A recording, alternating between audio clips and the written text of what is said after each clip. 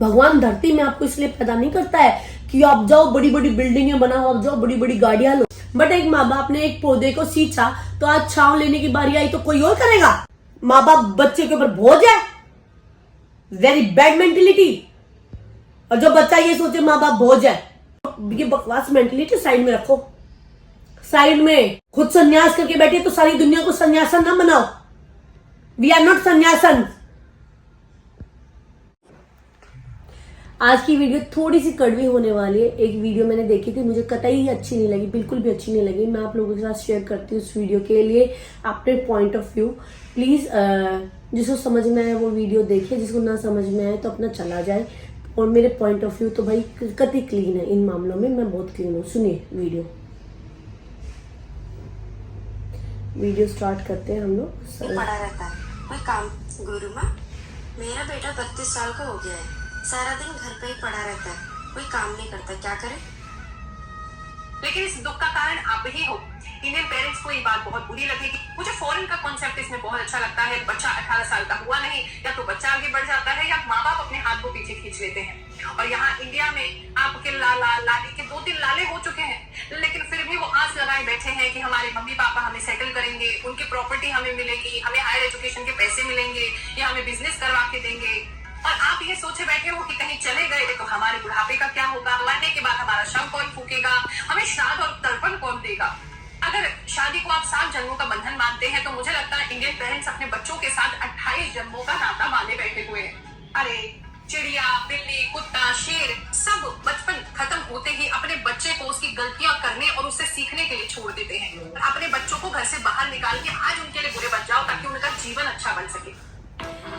अच्छा, इसमें मेरा पॉइंट ऑफ व्यू कतई क्लीन है। पहले तो आपने बोला चिड़िया, जानवर, शेर अपने बच्चों को दूर करते हैं। वो जानवर है भाई, हम इंसान है, ठीक है। ये वाली बात तो यहीं पे सॉल्व हो गई है। जानवर अपने बच्चों को दूर कर देते हैं, उड़ा देते हैं, चले जाते हैं, क्योंकि भाई वो जानवर है, हम इंसान है। दूसरी चीज इन्होंने कहा कि मुझे इंडियन पेरेंट्स का कॉन्सेप्ट अच्छा नहीं लगता, मुझे बाहर का कॉन्सेप्ट अच्छा लगता है। बाहर का क्या कॉन्सेप्ट अच्छा लगता है कि वो बच्चों को अपने रूम में भी नहीं सुलाते, पैदा होते ही बच्चों को दूसरे रूम में सुला देते हैं, अपने रूम में भी नहीं सुलाते। छोटे से बच्चे को पैदा किया, उसके लिए अलग पलना। यहाँ पे इंडियन पेरेंट्स अपनी छाती पर रख के रखते हैं बच्चों को, है अपनी छाती पे रख के दूध पिलाते हैं, अपने बीच में लेके सोते हैं, अपनी गोदी में लेके बैठी रहती है माँ। वहां पे बच्चा पालने में आएगा। अगर बच्चे को अपने पालने से उठा के उसको प्राइवेट जगह ना दी तो अपने बीच में दिया तो आपका बच्चा ले जाया जाएगा। इसे ये चाहिए, ये कल्चर चाहिए। अटैचमेंट खत्म करनी है। पहले के टाइम में सोसाइटी में सोशल लाइफ होती थी, डिप्रेशन नाम की चीज तो नहीं होती थी पहले, क्योंकि लोग गांव में, शहरों में, कहीं पे भी होते थे, लोग आपस में बात करते थे। एक परिवार के अंदर 15-15 लोग रहते थे, बाहर दुनिया की जरूरत ही नहीं रहती थी। पर फिर सिस्टम आया न्यूक्लियर फैमिली। देखिए कईयों के लिए प्रॉब्लम आई भाई, कई हमको अपने घर छोड़ के बाहर जाना पड़ा, उनकी बात नहीं कर रही हूँ, प्रॉब्लम आई, बात इनके कॉन्सेप्ट की कर रही हूँ। फिर ये आए, अपने परिवार को छोड़ दिया, अपने माँ बाप को छोड़ दिया, बाहर चले गए, काम करे। हर दूसरा बंदा डिप्रेशन का मरीज है, हर दूसरा बंदा डिप्रेशन का मरीज है। घर परिवार को छोड़ के आप रहो, किस लिए रहो घर परिवार को छोड़ के? ये कह रही है माँ बाप को छोड़ के बाहर अपने बच्चों को बाहर भेजो। भाई पहले तो उस बंदी ने ये सवाल किया था कि गुरुमा मेरा बच्चा घर में बैठा रहता है, कुछ काम नहीं करता है। यहीं से स्टोरी को स्टार्ट करते हैं। स्टोरी यहाँ पे ये कहा जा रही है कि एक माँ कह रही है कि मेरा बच्चा कुछ काम नहीं कर रहा है, मैं क्या करूं? अगर वो बच्चे को वो अपने से दूर कर दे 16-17 साल की उम्र में, जो इतना निकम्मा है, उसको उसकी जिम्मेदारी का एहसास कौन दिलाएगा? कौन दिलाएगा उसकी जिम्मेदारी का एहसास? बाहर तो सबसे ज्यादा नशा, गांजा बांजा, दारू बारू, डिस्को पिस्को, उल्टी चीजें होती है। या कम से कम इंडियन पेरेंट्स ये तो बताते हैं तेरे ऊपर जिम्मेदारी है, तुझे ये करना, तुझे ये नहीं करना, तू आलस में बैठा। जो बंदा आलसी है वो घर के अंदर है, वो बाहर तो डबल होगा। वैसे ही आलसी का आलसी वैसे ही काम नहीं करेगा। सबसे ज्यादा मुझे मेरी जिंदगी ने मुझे जो सिखाया, सबसे ज्यादा जो हमारी जिंदगी में सबसे गलत संगत देते हैं, दोस्त देते हैं। दोस्त सबको बोलते हैं इधर आ जा, ये पार्टी कर ले, ये तू कर रहा है, ये क्यों कर रहा है, फलाना कर रहा है, ढकाना कर रहा है। सबसे ज्यादा हमारी जिंदगी को खराब करने में, देखो अच्छा दोस्त है तो बात अलग है, जो गंदा दोस्त हुआ ना तो आपकी जिंदगी खत्म हो जाएगी। अपनी जिंदगी में कोई दोस्त नहीं, हमने दोस्त नहीं बना था। मेरे जो दोस्त है, मेरे स्टाफ वाले, वो मेरे साथ आज काम करे, मेरे दोस्त है, कल चले जाएंगे, तो वो अपना काम करे, मैं अपना काम करूँ। कति क्लीन मामले हैं। मेरा जो एक्चुअली में करता धरता मेरे माँ बाप है। तो भाई माँ बाप हमेशा यही चाहते हैं कि उनका बच्चा अच्छे से काम करे, अच्छे से वर्कआउट करे, आगे बढ़े। अब इसमें उनको लगता है कि माँ बाप उस पर बोझ होते हैं। अब इसमें भी 2 कैटेगरी करवा लो। अटैचमेंट नाम की चीज होती है। मैडम आपने गुरु माता, आपने हो सकता है अटैचमेंट संन्यास ले लिया हो, आपको कोई मोह ना हो, दुनिया से कोई मोह ना हो। भाई हम इंसान है, हमें दुनिया से मोह है। मोह तो आपको भी है ना। आपका भगवान आपको लाली लिपस्टिक मेकअप करने को बोलता है, बिल्कुल कोई गलत थोड़ी है, हम भी करते हैं, करने में कोई दिक्कत नहीं है ना। आपने कुछ त्यागा नहीं है, हम नहीं कहते त्यागे, बट आप कह रहे पेरेंट्स को त्याग दे या पेरेंट्स आपको त्याग दे, ये एक बहुत गलत बात है। कोई भी पेरेंट्स अपने बच्चों को कभी नहीं त्यागेगा। अगर बच्चा जब पैदा होता है, पेरेंट्स उसको बोझ मानता है तो फेंक देना बाहर। बच्चे को क्यों पाल रहा है, क्यों मर मर के पाल रहा है, वो भी अपनी जिंदगी जी सकता है। इंडियन पेरेंट्स की बात कर रही हूं मैं, बाहर वालों की नहीं कर रही। बाहर वाले एडजस्ट नहीं करते, ठीक है, मैं नहीं जानती बाहर वालों को, पर मैं इंडियन मेंटेलिटी की बात कर रही हूँ।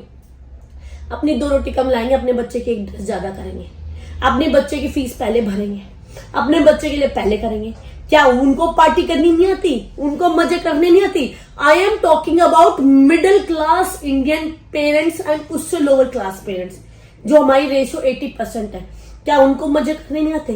क्या उनको एंजॉयमेंट नहीं आता? क्या उनको नहीं पता कि क्या पब होता है, क्या ये होता है, क्या फलाना होता है, क्या ढकाना होता है? उनको सब पता होता है। क्या उनको महंगी कपड़ों की दुकानें नहीं पता? क्या उनको महंगा फोन नहीं पता? उन्होंने तो बच्चों को त्यागा नहीं। जब उन्होंने बच्चों की सेवा करके, उनकी टट्टियां उठा के, उनका बाथरूम का मुंह उठा के बच्चों को पाला पोसा, आज उनका शरीर काम नहीं कर रहा है, अगर वो अपनी बच्चों की तरफ घूम के देख लेते तो क्या बोल रहे हैं? 28 साल का बोझ बच्चों के ऊपर, 28 साल का बोझ बच्चों पे, बहुत गंदी बात है। और क्या बोल रहे हैं? उनका ब्याह करवा दिया, अपना काम कर। अरे भाई अटैचमेंट होती है। एक बुढ़ा आदमी, एक बुढ़ी औरत, माँ बाप क्या ले लेंगे? आपको ये कहेंगे कि हमें पेरिस भेजो, इटली भेजो, ये करेंगे? 2 वक्त की रोटी मांगेंगे, अपना अच्छा पहने ओढ़ेंगे? माँ बाप के लिए सेवा करनी चाहिए, माँ बाप के लिए कुछ करना चाहिए। और जो बच्चा माँ बाप के रहते रहते निकम्मा है, कहीं कहीं हो जाती है भाई औलाद निकम्मी, कहीं कहीं हो जाती है। माँ बाप बार बार रियलाइज कराएंगे। अगर वो बच्चा बाहर जाएगा, दुनिया में जाएगा, जिसकी कच्चा दिमाग है, कच्ची उम्र है, 30 के बाद उम्र आती है, दिमाग आता है। 30 से पहले जिसको लगता है उसके पास दिमाग है, अपना घर में बैठे है, दुनिया खाने को आती है, खाने को। आप बच्चे को कहेंगे फिर 0 से शुरू कर, माँ बाप बचा के चलते हैं। मैं अपना बताती हूँ मेरी यारों को, नहीं बेटा ऐसे नहीं करना, ऐसे नहीं करना। ये क्यों होता है? ये क्या होता है? क्योंकि मैंने देखी है दुनिया, मुझे उससे ज्यादा दुनिया पता है। मेरे माँ बाप कहते नहीं निशा ये नहीं, ये नहीं, ये नहीं, ये नहीं। क्यों? उनको मुझसे ज्यादा पता है दुनिया का, उनको मेरे बारे में ज्यादा पता है कि निशा को ये गलत हो जाएगा। क्या नहीं, मेरे माँ बाप ने भी ठोकर खाई है, मैं भी ठोकर खाऊंगी, तुम भी ठोकर खाओ, तुम भी खाओ, फिर 0 चलते रहे। किस लिए 0 चलते रहे? माँ बाप ने ठोकर खा ली, माँ बाप बता रहे बेटे ये गलत है, समझ जाओ, सही रास्ता पकड़ो। और माँ बाप की सेवा करने में कोई दिक्कत नहीं है। माँ बाप को त्यागना, ये सब सिखाना, और माँ बाप अपने बच्चों पे भजन पढ़ रही, ये बकवास मेंटलिटी साइड में रखो, साइड में। ये क्या बता रही है, कैसी चीज बता रही है? खुद संन्यास करके बैठे तो सारी दुनिया को संन्यासन ना बनाओ। वी आर नॉट संन्यासन। माँ बाप बच्चे के ऊपर बोझ है, वेरी बैड मेंटेलिटी। और जो बच्चा ये सोचे माँ बाप बोझ है, वेरी बैड मेंटेलिटी, बिल्कुल गलत है। अगर एक बच्चा कुछ नहीं कमा रहा था, उसकी एजुकेशन, पढ़ाई, उसकी इच्छा विच्छा, देखो माँ बाप का जो भी होता होगा वही करेगा ना, वही बच्चे का जो भी होता होगा बच्चा भी वही करेगा। बट एक माँ बाप ने एक पौधे को सींचा तो आज छांव लेने की बारी आई तो कोई और करेगा। कोई और क्यों करेगा? कोई और क्यों करेगा? वही करेगा जिसके लिए किया है। ये तो हुआ जिसका फाइनेंशियल बैकग्राउंड डाउन है, जो बच्चों के ऊपर डिपेंड होते हैं, मिडिल क्लास फैमिली, जो बच्चों की फाइनेंशियल स्टेटस पे डिपेंड होते हैं क्योंकि उनके पास इतना पैसा नहीं होता है। एक हो गई अपर क्लास, उनके बच्चे क्यों अलग हो जाएंगे भाई? क्यों अलग होंगे? पैसे की दिक्कत नहीं होती है माँ बाप को, अटैचमेंट भी नाम की चीज होती है, अटैचमेंट होनी चाहिए। पैसे का आग लगा लेंगे, एक ये दिल, पैसे से आप अच्छा पहन सकते हो, अच्छा खा सकते हो, अच्छे से जिंदगी इलाज करा सकते हो, पर पैसे से ममता, मोह, प्यार, मोहब्बत नहीं आती है। भगवान धरती में आपको इसलिए पैदा नहीं करता है कि आप जाओ बड़ी बड़ी बिल्डिंगें बनाओ, आप जाओ बड़ी बड़ी गाड़ियां लो। भगवान जिंदगी को जीने के लिए पैदा करता है। जिंदगी को जीने के लिए हमें पैसे की जरूरत होती है, जिसके लिए हम काम करते हैं। बट उस जिंदगी को खुशहाल जीने के लिए परिवार की, साथी की, माँ बाप की और बच्चों की, सबकी जरूरत होती है। अकेले जिंदगी नहीं जी जाती है, अकेले बिल्कुल भी नहीं जीना चाहिए। और माँ बाप की छत्र छाया में रहना चाहिए, क्योंकि बाहर ये जो उल्टी चीजें है ये दिमाग है। मैं गलत इंसानों में बैठूंगी, मेरा दिमाग भी खराब हो जाएगा। मैं गलत लोगों में बैठूंगी तो मेरा भी दिमाग खराब कर देंगे। अगर मेरी संगति गलत होगी, एक मछली पूरे तालाब को गलत कर देती है। माँ बाप तो कम से कम वो मछली नहीं है। माँ बाप आपको बाहर निकालेंगे, माँ बाप आपके अंदर से छानेंगे। और अगर कोई माँ बाप फाइनेंशियली वीक है तो उन्होंने मेहनत की आपके ऊपर। आज अगर उनको 2 वक्त की रोटी चाहिए, कपड़ा चाहिए, मकान चाहिए, जिसमें आपको कुछ नहीं जा रहा है। जायदाद मरने के बाद माँ बाप की आप ही की है। इस जायदाद को करोगे क्या? कल को तुम भी मरोगे, तुम्हारे बच्चे में भी जाएगी। एक घर, 2 वक्त की रोटी, अच्छा कपड़ा, यही हर इंसान को चाहिए होता है। अब उसमें कोई ज्यादा मेहनत करता है, जिसका ज्यादा नसीब है वो ज्यादा कमा लेता है। ये वीडियो मुझे बहुत गंदी लगी थी, बहुत पैथेटिक लगी थी। Being a parents, being a mother of 2 daughters, मुझे बिल्कुल अच्छा नहीं लगा। मैं बिल्कुल नहीं चाहूंगी कल को मेरी देवांशी और आरा, मैं उनके ऊपर मेहनत कर रही हूँ, मैं अपना दिन रात उनके ऊपर कमाई पे लगा रही हूँ, उनको मैं परवरिश कर रही हूँ। कल को मेरे बुढ़ापे में मुझे वो चाहिए, बिल्कुल चाहिए। मुझे चाहिए वो मेरी सेवा करे। बिल्कुल मैं स्वार्थी हूं, it's okay, I have no problem that I am स्वार्थी। मैंने संन्यास नहीं लिया हुआ, मैंने लिया होता तो बात अलग है। मैंने पूरी उम्र निकालूंगी उनके लिए, तो मेरा बुढ़ापे में वो मेरी सेवा करेंगे। मेरे माँ बाप ने मेरे लिए कुछ किया है तो मेरा भी कर्तव्य बनता है उनके लिए, और मैं अपने बच्चों के लिए करती हूँ तो उनका भी कर्तव्य बनता है। पैसा सब कुछ नहीं होता, इमोशनल अटैचमेंट भी होता है। भगवान की दया से अगर 2 वक्त की रोटी खाना घर है तो अटैचमेंट भी चाहिए इंसान को। हमें चाहिए, हमें हर चीज चाहिए। खत्म। जय माता दी। इस लड़की का पहला करवा चौथ है। इस लड़की का करवा चौथ पहला है। मेरी चूड़ियां डाली मुझे नीचे। अब इस लड़की का करवा चौथ है, ये बाल रेडी करवा रही है, कलश करवाया है ना। मेहंदी भी लगेगी हाथ में। मेहंदी भी लगवाई बेटा तुमने? इसने तो वैक्स भी नहीं कराई। इसके देखो, ये दिखाओ, इधर आओ, इधर पास से दिखाओ। ये बेस है हमारा ह्यूमन, धंधा कर लेते पहले में। अभी लड़की भी है।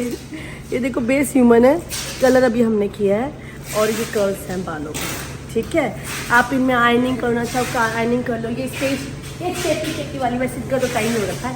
कैंसर पेशेंट हो, आपको एलोपेशिया, कीमोथेरेपी करवा रहे हो, आप कोई भी प्रॉब्लम से सफर कर रहे हो और आपने बाल खो दिए हैं, इस टाइम पे आपको जो सबसे ज़्यादा मदद करती है वे करती है।